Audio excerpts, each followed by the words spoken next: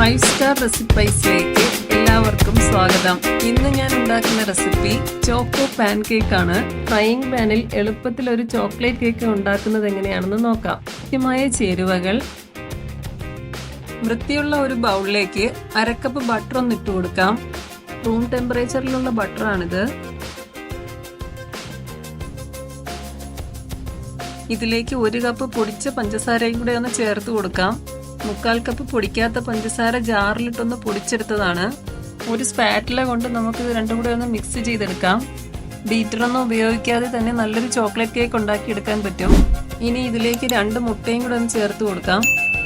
ഇത് റൂം ടെമ്പറേച്ചറിലുള്ള മുട്ടയാണ്.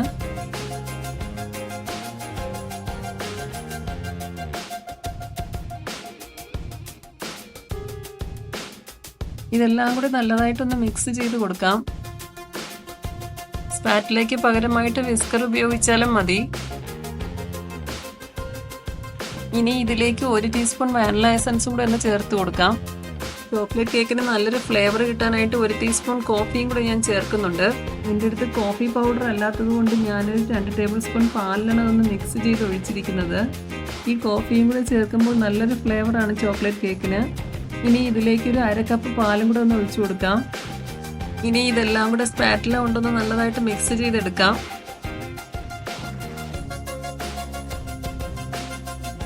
ഇനി ഡ്രൈ ആയിട്ടുള്ള ഇൻഗ്രീഡിയൻസ് എല്ലാം കൂടെ ഒന്ന് യോജിപ്പിച്ചെടുക്കാം. അതിനായിട്ട് 240 ml മെഷറിംഗ് കപ്പിന് 1 കപ്പ് മൈദയാണ് ഞാൻ എടുത്തിരിക്കുന്നത്. അത് അരിപ്പയിലോട്ടൊന്ന് ഇട്ട് കൊടുത്തതിന് ശേഷം 1 ടീസ്പൂൺ ബേക്കിംഗ് പൗഡറും കൂടെ ഇതിലോട്ടൊന്ന് ഇട്ട് കൊടുക്കാം.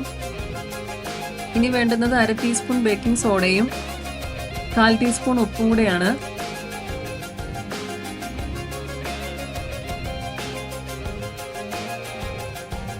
ഇനി ഇതിലേക്ക് വേണ്ടുന്നത് 3 ടേബിൾ സ്പൂൺ കൊക്കോ പൗഡറാണ്.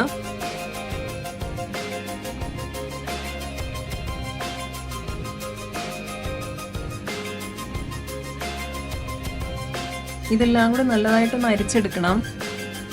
1-2 തവണ അരിച്ചെടുക്കാൻ പറ്റുമെങ്കിൽ അതായിരിക്കും ഏറ്റവും നല്ലത്.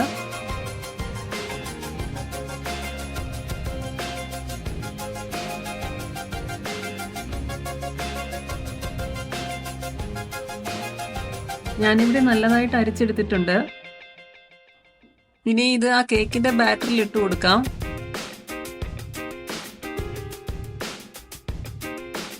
ബാറ്ററിലെ കൊണ്ട് പെരിയെ ഫോൾഡ് ചെയ്തെടുക്കണം. 1-2 മിനിറ്റ് ഇതുപോലെ ഒന്ന് മിക്സ് ചെയ്തെടുത്താൽ മാത്രം മതി.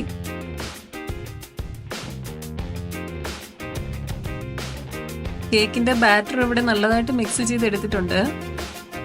ഇനി ഇത് പാനിലൊഴിച്ച് ബേക്ക് ചെയ്തെടുക്കാം. ഞാനിത് ഫ്രൈയിങ് പാനിലാണ് ബേക്ക് ചെയ്തെടുക്കുന്നത്.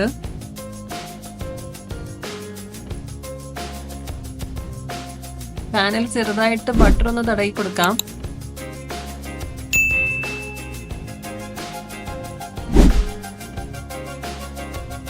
ഇതിലേക്ക് ഇനി കട്ട് ചെയ്ത് വെച്ച ബട്ടർ പേപ്പറും കൂടെ ഒന്ന് വെച്ച് കൊടുക്കാം. ഇനി ആ കേക്കിന്റെ ബാറ്റർ ഇതിലോട്ടൊന്ന് നമുക്ക് ഒഴിച്ചു കൊടുക്കാം.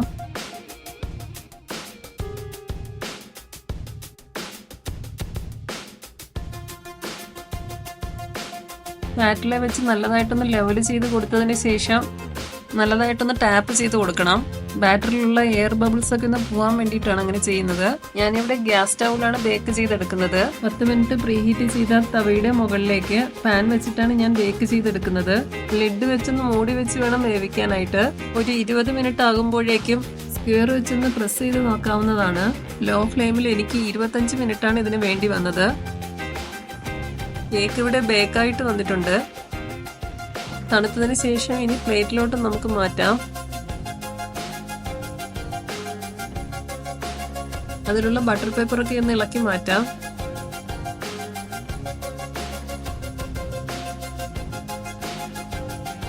നല്ലൊരു സ്പോഞ്ച് പോലുള്ളൊരു കേക്കാണിത്. കേക്ക് നല്ലതായിട്ട് തണുത്തതിന് ശേഷം 4 കപ്പ് വെള്ളത്തിലേക്ക് ഒരു 2 ടേബിൾ സ്പൂൺ പഞ്ചസാരയും കൂടെ ചേർത്ത് നല്ലതായിട്ട് അലിയിച്ചതിന് ശേഷം ഇതിലോട്ടൊന്ന് ഒഴിച്ചു കൊടുക്കാം. കേക്ക് കുറച്ചുകൂടെ ഒന്ന് സോഫ്റ്റ് ആവാൻ വേണ്ടിയിട്ടാണ് ഇങ്ങനെ ചെയ്യുന്നത്.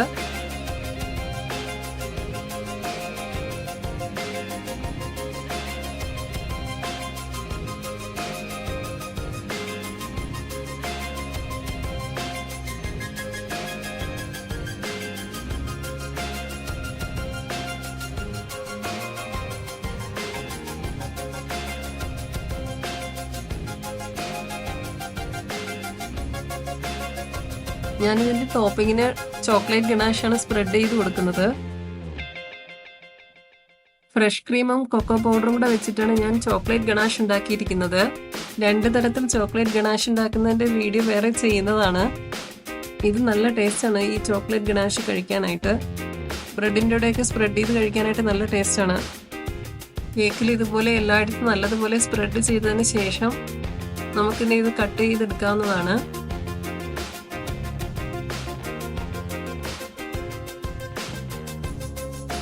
ബീറ്ററൊന്നും ഇല്ലാതെ തന്നെ അരമണിക്കൂർ കൊണ്ട് ഉണ്ടാക്കാൻ പറ്റുന്ന നല്ലൊരു കേക്കാണിത്.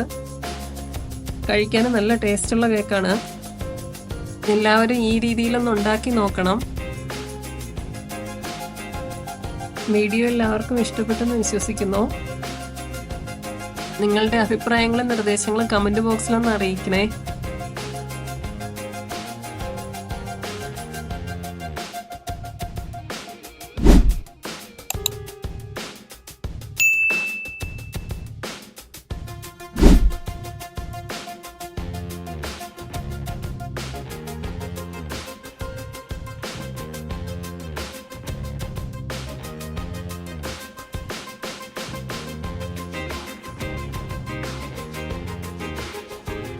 വീഡിയോ ഇഷ്ടമായാൽ ഷെയർ ചെയ്യാനും ലൈക്ക് ചെയ്യാനും സബ്സ്ക്രൈബ് ചെയ്യാനും മറക്കരുതേ.